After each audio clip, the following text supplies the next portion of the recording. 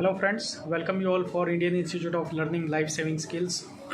तो आज हम एक ऐसे टॉपिक के बारे में डिस्कशन करने जा रहे हैं जो इमरजेंसी डिपार्टमेंट में अगर आप काम करते हैं, इमरजेंसी कैजुअलिटी ट्रॉमा सेंटर में आप काम करते हैं या फिर किसी न्यूरो सेंटर में आप काम करते हैं, तो आपके लिए बहुत ही ज़्यादा इंपॉर्टेंट है और शायद ही आपने ये टॉपिक सुना होगा। तो दोस्तों, ये टॉपिक का नाम है माय डियर फ्रेंड्स मोनरो-कैली हाइपोथेसिस और बेटर टू से मोनरो-कैली डॉक्ट्रिन।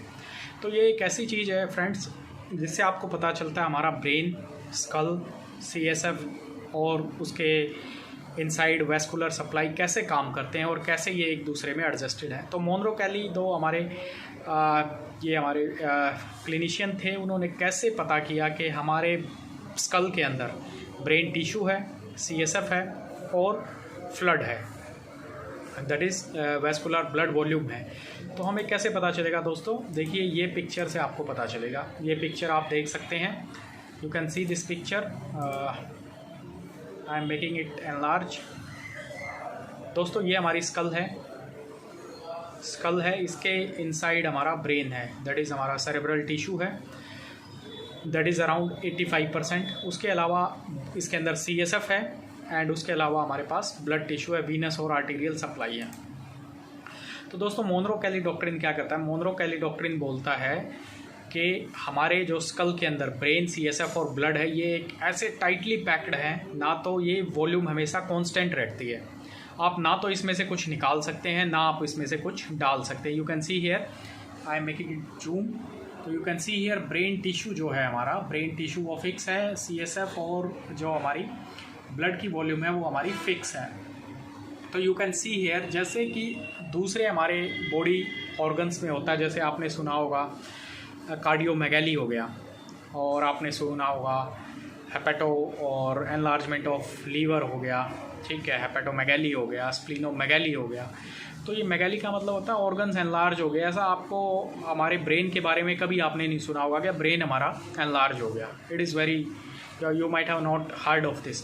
तो ये मोनरो-कैली डॉक्ट्रिन बताता है कि ये it is a pressure volume relationship that aims to keep dynamic equilibrium. So it is a dynamic equilibrium, this word is very important, among the essential non compressible components inside the rigid compartment of skull. तो हमारा जो brain है, ये हमारा skull है, rigid compartment and ये dynamic क्यों है? यू कैन सी डायनामिक, हमारे ब्रेन के अंदर ब्लड फ्लो कंटिन्यूसली रहता है, कंटिन्यूसली वीनस ड्रेनेज रहता है और लिम्फेटिक्स ब्रेन के अंदर नहीं होते हैं। तो pressure volume relationship that aims to keep dynamic equilibrium, और ये इक्विलिब्रियम हमें मेंटेन करना पड़ता है, जिसको हम बोलते हैं cerebral CPP, cerebral perfusion pressure, और among the essential non compressible components. तो हम इनमें से किसी को भी कंप्रेस नहीं कर सकते और टाइटली रिजिड हैं ये, यू कैन सी हियर। तो ये हमारी स्कल है, स्कल के अंदर ये हमारे जो डायनेमिक चीज़ें हैं वो सारी हमारी कंप्रेस हैं। तो इसमें मोस्ट इम्पॉर्टेंट ये क्या बोलता है, वो यू कैन सी हियर, जब भी हमारा मोनरो-कैली डॉक्ट्रिन को हम फॉलो करते हैं तो मोनरो-कैली डॉक्ट्रिन बोलता है कि हम ब्रेन के अंदर कोई भी चीज़ नहीं डाल सकते, स्कल के अंदर कोई भी चीज़ डाल नहीं सकते, कोई भी चीज़ निकाल नहीं सकते। अगर ऐसा कुछ भी होता है, ऐसा कुछ भी घटित होता है, तो that leads to some kind of, ये जो डायनामिक इक्विलिब्रियम है उसको ये पूरा चेंज कर देता है। तो एक बार थोड़ा सा हम आपको बताएंगे CPP और इसके बारे में। You can see here ICH, intracranial hypertension, ICP। जब भी इंट्राक्रेनियल हाइपरटेंशन इंक्रीज होगा, you can see here, intracranial hypertension जब भी इंक्रीज होगा, you have signs like headache, vomiting, altered sensorium और लॉस ऑफ कॉन्शियसनेस और न्यूरो डेफिशिएंट रहेगा जब भी आपको इंट्राक्रेनियल हेमरेज, इंट्राक्रेनियल हाइपरटेंशन होगा। ICP इंक्रीज़ होगा, तो ICP जब भी इंक्रीज़ होता है तो आपको ICH के साइंस मिलेंगे। तो आपको एक ट्रायड मिलेगा जिसको हम बोलते हैं Cushing triads, that is hypertension, bradycardia and irregular respiration. तो इसके बाद क्या होगा? जब भी हर्निएशन होगा, ब्रेन के अंदर हर्निएशन होगा, ICP इंक्रीज़ होगा, ICH होगा। ICH आप दोनों वे में ले सकते हैं, इंट्राक्रेनियल हाइपरटेंशन और इंट्राक्रेनियल हेमोरेज, बोथ। ओके, तो both are leading to increased ICP and leading to herniation of the brain and that give rise to some to posture called as decorticate, जिसमें flexion होता है abnormal, decerebrate abnormal, extension. तो you can see here in this picture, देखिए brain के अंदर जब भी brain ये स्कल है, हमारी स्कल टाइटली पैक्ड है, इसके अंदर हमारा सेरेब्रल टिश्यू 85%, 10 to 15% हमारा जो है अराउंड ब्लड वॉल्यूम है, वीनस और आर्टीरियल, और 5 to 10% हमारा CSF है। You can see here intracranial haemorrhage हुआ, यहाँ पे ब्लीडिंग हुआ। ब्लीडिंग के कारण ये ब्लीडिंग टू सर्टेन लेवल हमारा ब्रेन जो है अकोमोडेट कर सकता है, to a certain level accommodate किया। अगर ये बढ़ता जा रहा है, if it is keep on increasing, you can see here, this is A, you can see here abhi if it is keep on increasing, so if it is keep on increasing, that will give rise to what? That will give rise to something called as herniation। Brain के अंदर herniation start हो जाएगा। So this foramen magnum के through ये herniation start हो जाएगा।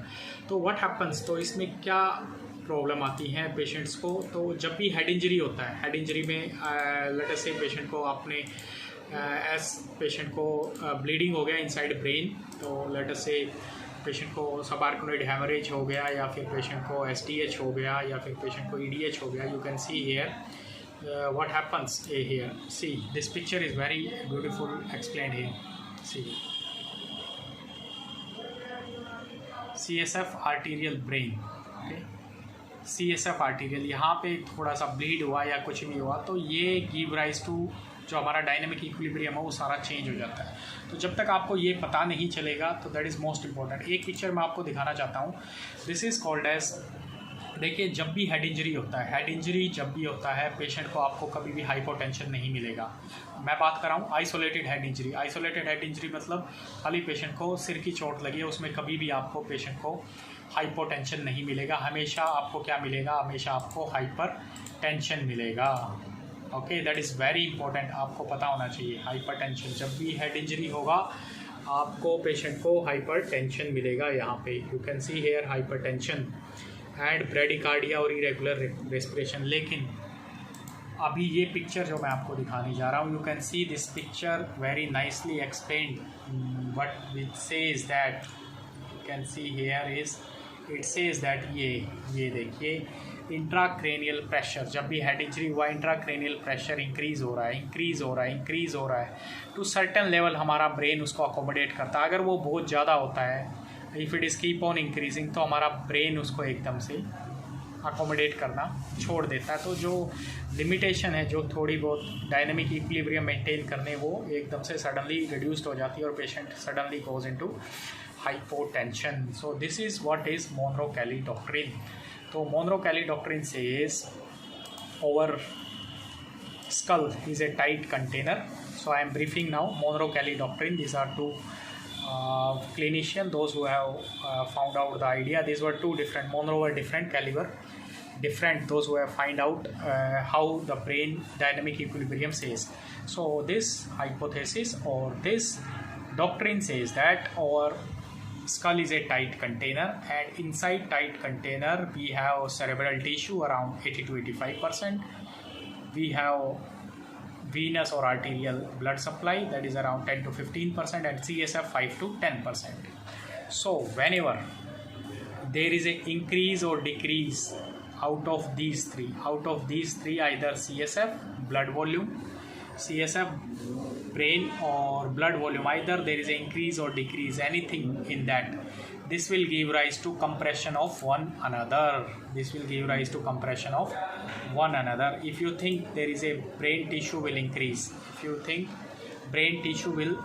suppose there is a tumor inside the brain, if brain tissue increase, this is going to compress the CSF or either going to compress the blood vessels. So this increase will be compensated by the decrease in the another tissue. That is most important, you have to see here.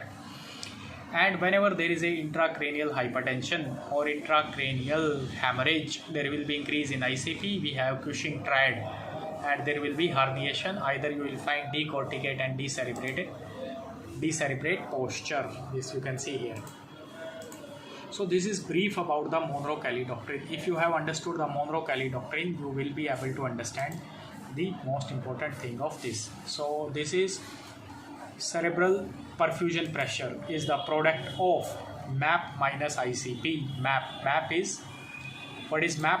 MAP is something called as MAP minus ICP. CPP is something called as MAP minus ICP. Cerebral perfusion pressure, MAP minus ICP. mean arterial pressure minus ICP. That is most important. So whenever there is an increase in the ICP, MAP will decrease and further give rise to CPP. If there is a decrease in the MAP, mean arterial pressure, there will be decrease in the CPP, cerebral perfusion pressure. So in head injury, we must maintain the MAP above 80. That is most important, and systolic pressure should be maintained above 90.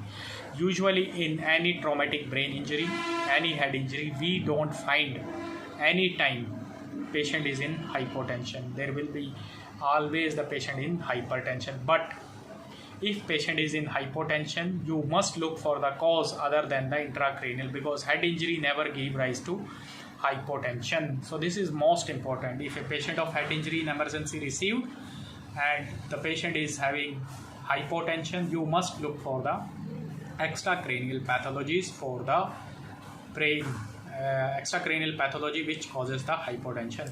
So this is very interesting topics. If you want to learn or if you are in emergency, you must know this, and very beautifully explained by Monroe and Kelly. So thank you very much. We will be coming for a few more interesting topics. Thank you very much.